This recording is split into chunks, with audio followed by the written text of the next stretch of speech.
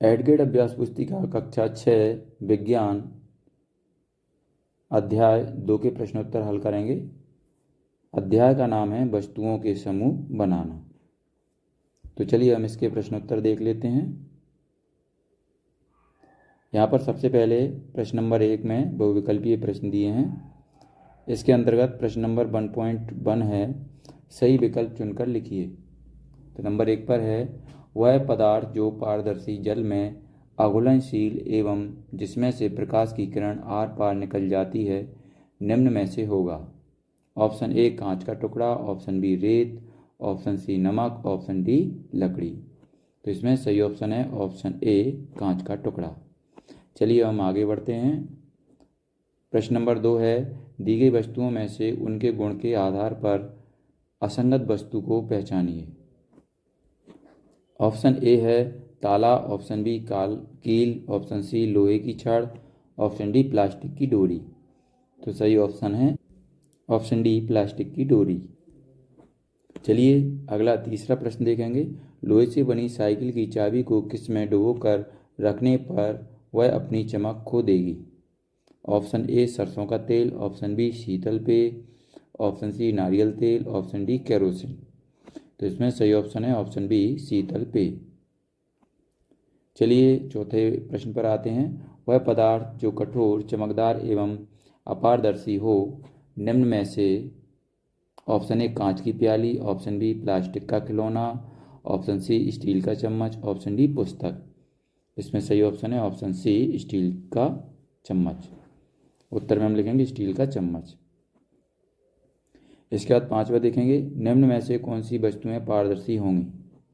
Option A दर्पण, option B steel plate, option 3 आवर्धक lens, option 4 कांच का गिलास। तो यहाँ पर दिया है, ए में दिया है ए और 2, 1 और 2, बी में दिया है 2 और 3, सी में दिया है 3 व 4 और डी में दिया है 1 व 4। तो इसमें सही ऑप्शन है ऑप्शन सी 3 व 4। इसके बाद प्रश्न नंबर 1.2 पर आते हैं। दिए गए शब्दों में से चुनकर रिक्त स्थानों की पूर्ति कीजिए। तो यहाँ पर ये शब्द दिए हैं, इनमें से सही शब्द हमें चुनकर रिक्त स्थानों में भरना है। तो पहले नंबर का रिक्त स्थान है, घड़ी का कांच पारदर्शी होता है जबकि पत्थर, खाली स्थान लिखेंगे, अपारदर्शी होता है। इसके बाद दूसरा है, वे पदार्थ जिन्हें आसानी से संपीड़ित अथवा खरोंचा जा सकता है, खाली स्थान में लिखेंगे कोमल पदार्थ कहलाते हैं। इसके बाद तीसरा है, चश्मे का ग्लास प्लास्टिक या कांच के, खाली स्थान में लिखेंगे पारदर्शी गुण के कारण बनाया जाता है। चलिए चौथे पर आते हैं, सभी पदार्थों को उनके, खाली स्थान में लिखेंगे गुणों के आधार पर पहचाना जाता है। पांचवा है, पेन प्लास्टिक और धातु पदार्थों से बनाए जा सकते हैं। तो यहाँ पर खाली स्थान में क्या लिखेंगे, प्लास्टिक और धातु। चलिए अति लघु उत्तरी प्रश्न पर आ जाते हैं हम।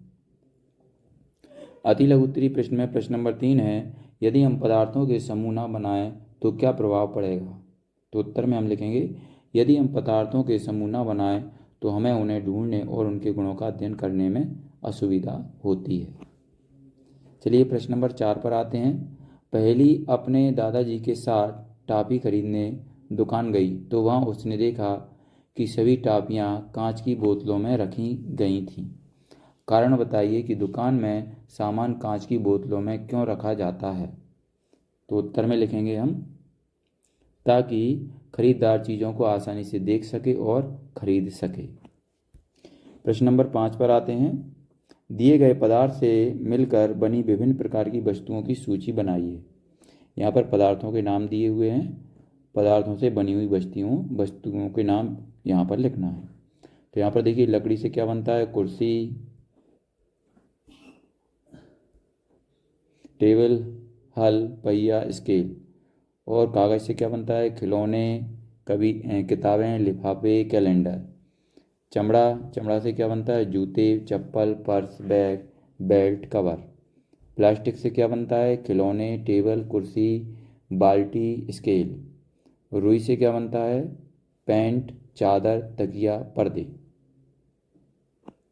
चलिए हम आगे चलते हैं। प्रश्न नंबर 6 है, पदार्थों को किस आधार पर समूह में बांटा जाता है? तो उत्तर में लिखेंगे हम, पदार्थों को गुणों के आधार पर समूहों में बांटा जाता है। इसके बाद प्रश्न नंबर 7 पर आते हैं, घरों में खाना बनाने, खाने और पीने के बर्तनों को कपड़े से क्यों नहीं बनाया जाता? तो उत्तर में लिखेंगे, यदि बर्तन कपड़ों से बनाए जाएंगे तो खाना पकाते समय वे जल जाएंगे, और यदि उनमें द्रव भरा जाएगा तो वह बर्तन से रिसने लगेगा। चलिए आगे हम बढ़ते हैं। लघु उत्तरीय प्रश्न है।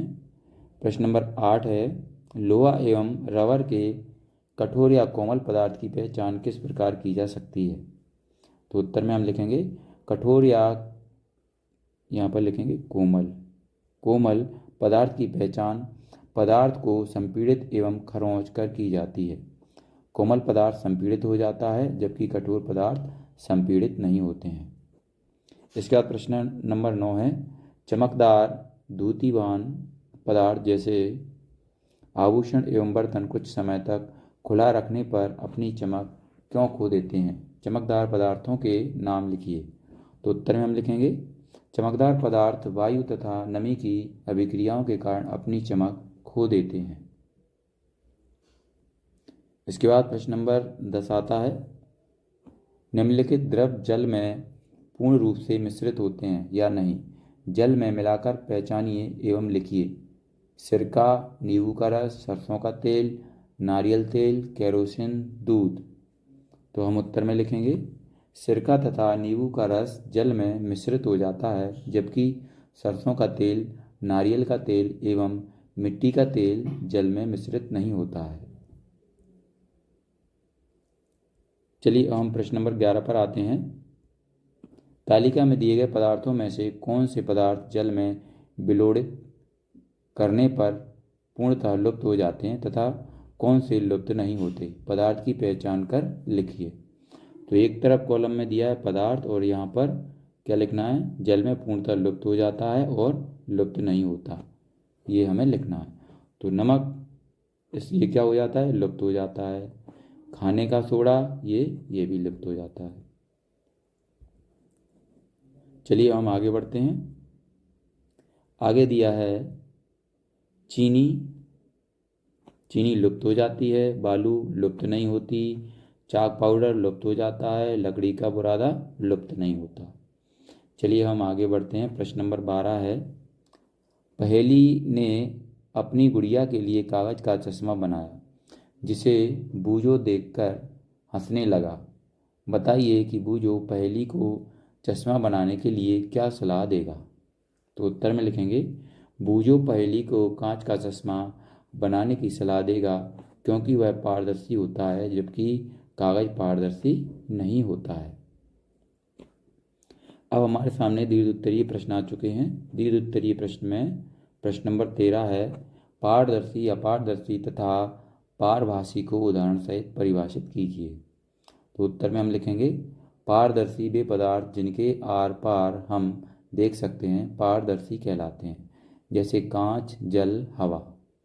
इसके बाद अपारदर्शी, अपारदर्शी वे पदार्थ जिनके आर पार हम नहीं देख सकते उन्हें अपारदर्शी पदार्थ कहते हैं, जैसे लकड़ी, गत्ता, धातु।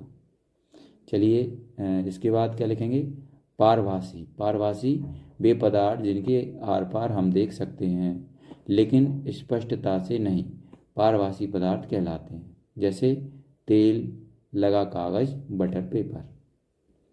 चलिए हम आगे बढ़ते हैं। प्रश्न नंबर 14 आ चुका है हमारे सामने।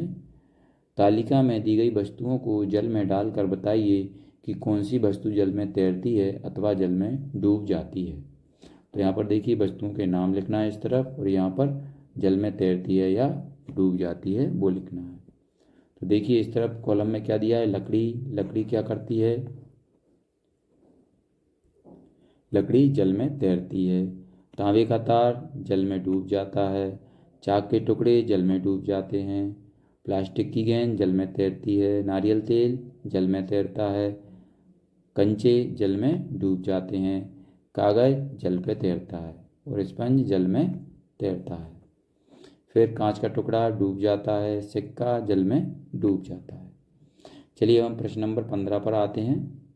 दी गई तालिका में पदार्थ के गुणों के आधार पर अपने आसपास पाए जाने वाली दो दो वस्तुओं के नाम लिखिए। तो यहाँ पर देखिए कॉलम अलग अलग बने हुए हैं। गुण: कठोर, कोमल, पारदर्शी, अपारदर्शी, चमकीली, विलेय, अविलेय, हल्का, भारी, परमासी।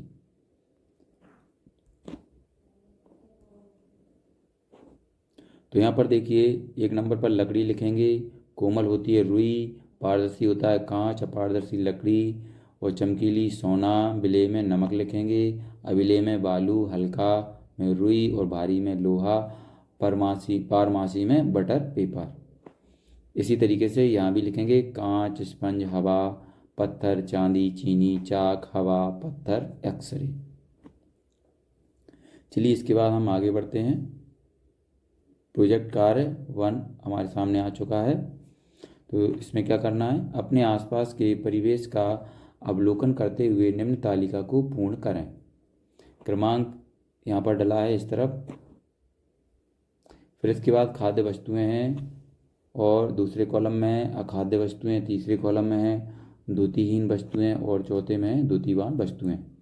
तो पहले नंबर पर लिखेंगे अनाज, गिलास, घास, सोना। तिलहन, चम्मच, कागज, चांदी। दलहन, पत्थर, मिट्टी, तांबा।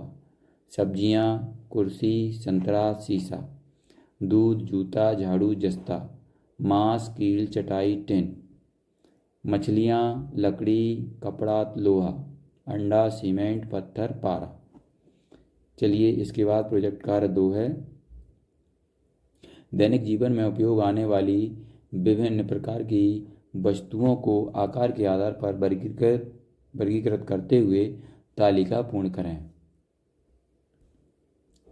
तो इसमें क्रमांक दिया है इधर और इधर अन्य कॉलम दिए हैं।